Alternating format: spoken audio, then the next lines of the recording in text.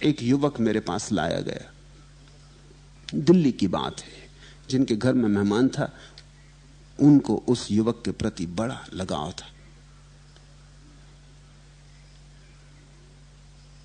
उस युवक ने कहा कि मैं ब्रह्मचर्य की साधना कर रहा हूं, बस किसी तरह 10 साल और गुजर जाएं। तब उसकी उम्र 35 साल थी। 10 साल और गुजर जाएं तो फिर मैं छुटकारा पा जाऊंगा। बस एक दफा 45 साल के पार हो जाऊं। तो मैंने उससे कहा, सुन, 45 साल के बाद ही असली झंझट आनी शुरू होती है। जो तुम्हारे तथाकथित ब्रह्मचारी हैं अगर पतित होते हैं तो 45 साल के बाद पतित होते। वो कहने लगा, ये कैसी बात, क्योंकि मेरे गुरु ने तो ये कहा कि अभी जवानी है तो जोश है वासना का, बस एक दफा जवानी का जोश चला जाए, कुछ दिन और गुजार ले। एक दफा जवानी का जोश चला गया तो फिर वासना में बल नहीं रह जाएगा। मैंने कहा वो तो मैं समझा, लेकिन इस काम वासना को दबाने में भी जवानी ही हाथ बटा रही है, जवानी की ही ताकत काम आ रही। जब जवानी की ताकत खो जाएगी तो दबाने वाला भी कमजोर हो जाएगा। 45 साल के बाद तुझे पता चलेगा। जब दबाने वाला भी कमजोर हो जाएगा तब जन्म भर की दबाई हुई वासनाएं पूरी तरह से विस्फोट लेंगी। उसने मेरी बात नहीं सुनी। 10 साल बाद मेरे पास आया और उसने कहा, आप ठीक कहते थे, आपने तो बिल्कुल तारीख 45 साल क्या है, मेरा भाग्य का निर्णय कर दिया। यही हो रहा है। अब मैं कमजोर हो गया हूं और अब कमजोर होने में ऐसा लगता है कि अब थोड़े दिन और बचे, कहीं ऐसा ना हो कि यही संसार सब कुछ है और मैं यहां भी चूका और वहां का कुछ पता नहीं कि है भी या नहीं। दूसरे संसार का तुम्हें पता कहां है? तो न रहे घर के न घाट के। अब वासना बड़ी प्रबल हो गई है और उसने कहा कि अब मैं नहीं दबा पाता, तब मैं दबा पाता था। आप ठीक कहते थे, मेरे में बल था, ऊर्जा थी। जिस ऊर्जा से तुम वासना को दबाते थे वो वासना की ही ऊर्जा है, उसी को तुमने वासना के ऊपर चढ़ा दिया है।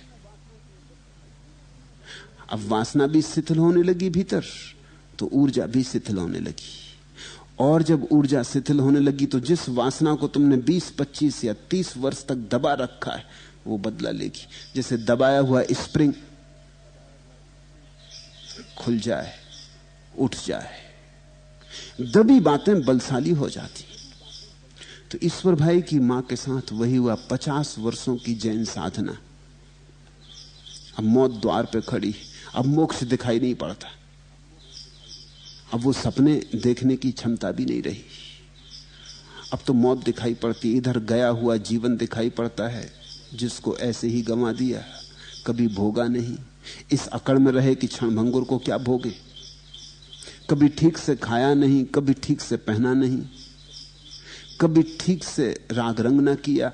इस सब को उस आशा में बिता दिया और ये खड़ी मौत, और मौत के पार कुछ है। अब ये पक्का नहीं होता।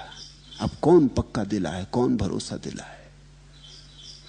तो जीवेशना बहुत जोर से उठेगी। मेरी प्रक्रिया मूलतः भिन्न है, इसलिए मैं तुमसे कहता हूं, वासना से भागना मत, वासना को दबाना मत, वासना को जीना, समग्रता से जीना।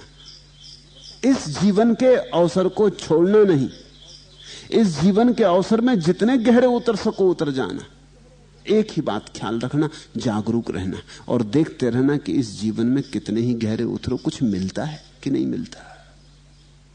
मैं तुमसे उपवास करने को नहीं कहता, मैं कहता हूं जितना स्वाद ले सको भोजन का लेना, लेकिन स्वाद ले ले के बार बार जाग के देखना मिला क्या। पानी पे बबूला उठा और मिट गया। जितनी काम वासना में उतरना हो उतर जाना, लेकिन हर बार काम वासना को ध्यान बना लेना। उतरते वक्त देखना कि मिल क्या रहा है। और मैं तुमसे ये नहीं कह रहा हूं कि तुम कहो कि कुछ नहीं मिल रहा है, ख्याल रखना, वो तुमने कहा तो गड़बड़ हो गई, तुमने दमन शुरू कर दिया। मैं तुमसे ये नहीं कह रहा हूं कि तुम दोहराना कि क्या रखा है यहां, कुछ भी नहीं मिल रहा है। मैं ये कह ही नहीं रहा, मैं ये कह रहा हूं तुम गौर से देखना, कुछ मिल रहा है।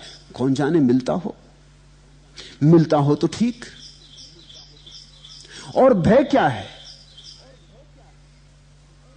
लेकिन कभी यहीं किसी को कभी कुछ नहीं मिला। इसलिए अगर तुमने गौर से देखा तो तुम पा ही लोगे सब राख है। ये जो राख की अनुभूति है, ये सारे जीवन पर तुम्हारे राख का जो अनुभव होगा, यही तुम्हें कह देगा इस जीवन में कुछ भी नहीं। फिर मौत आएगी तो तुम डरोगे क्यों, भयभीत क्यों होगे? जिस जीवन में कुछ था ही नहीं, अगर वो जाने लगा तो पकड़ने की क्या बात है? हम पकड़ते इसीलिए हैं कि हम ठीक से देख नहीं पाए कि जीवन में क्या है।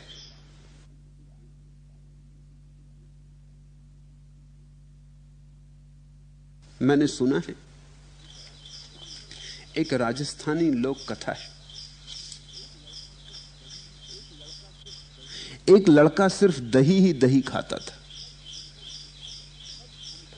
सब समझा बुझाकर हार गए। साधु सन्यासियों के पास ले जाया गया, उसने एक न मानी। जितना समझाते उतना उसका दही में रस बढ़ता जाता, जो कि बिल्कुल स्वाभाविक है। करो निषेध, रस बढ़ता है। किसी को कह दो इस दरवाजे के भीतर झांक के मत देखना, फिर मुश्किल हो जाती, फिर झांक के देखना ही पड़ता है। आखिर आदमी आदमी है, उत्सुकता जगती। जिस चीज को दिखाना हो लोगों को, उसको छिपाना, मगर इस ढंग से छिपाना कि लोगों को पता चल जाए कि तुम छिपा रहे हो, बस फिर लोग आ जाएंगे। तुमने देखा ना, जिस फिल्म में सब बच्चों को बुलाना हो उस पर लिख दो केवल वयस्कों के लिए, सब चले। छोटी उम्र के लड़के 2 आने की मूछ लगा के पहुंच जाएंगे। अगर वयस्कों के लिए है तो जाना जरूरी है, जरूर कुछ मामला है। निषेध तो वहीं होता है जहां कुछ हो रहा हो। विज्ञापनदाता लिख देते हैं पढ़ना मना है विज्ञापन के ऊपर, कृपा करके इसको मत पढ़िए। फिर आप बिना पढ़े आगे नहीं निकल सकते। कैसे निकलेंगे? जितना समझाया साधु सन्यासियों ने, गुरुओं ने कि दही बहुत बुरा है, उन्होंने बड़ी बड़ी आयुर्वेद से उल्लेख किए कि दही के क्या क्या नुकसान है, उतना ही उसका रस दही में बढ़ता गया। आखिर एक बूढ़े आदमी के पास उसे ले जाया गया। रहा होगा बूढ़ा कुछ मेरे जैसा। उसने क्या कहा? उसने कहा, बेटा दही खाना कभी मत छोड़ना, इसमें बड़े गुण हैं। ये तो लाख दवाओं की दवा है दही। वो बेटा भी चौंका कि इतने दिन हो गए कभी किसी ने ये नहीं कहा। जिसके पास गए वही दही के खिलाफ था। ये बूढ़ा होश में है। मानता तो वो भी था कि खराब है, क्योंकि तकलीफ तो वो भी भोगता था दही के कारण। सर्दी जुकाम पकड़े रहता, बुखार आ जाता।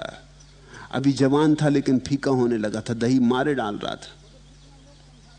मगर जितना लोग समझाते थे उतनी जिद पकड़ती जाती थी, उतना अहंकार भी अकड़ता जाता था।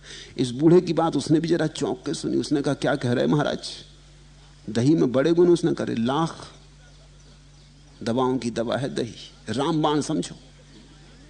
इसे तुम कभी भूलनी मत, चूकनी मत। दुनिया कुछ भी कहे, तुम डटे रहना। उसने कहा, तो जरा बताइए क्या गुण है? क्योंकि उसने दुर्गुण तो बहुत सुने थे, उसे एक आदमी नहीं मिला था कभी जिसने कोई गुण बताए हों। उस बूढ़े ने कहा, कौन से गुण? गुण ही गुण है। जैसे समझो, पहला, एक की दही खाने वाले की कभी चोरी नहीं होती। वो युवक भी चकित हुआ कि ये भी खूब गुण, दही खाने वाले की चोरी नहीं होती। 2 की दही खाने वाले की कभी पानी में डूबकर मृत्यु नहीं होती। उसने देखा कि बूढ़ा पागल तो नहीं है, दही से पानी में डूबने का क्या संबंध। और 3 के दही खाने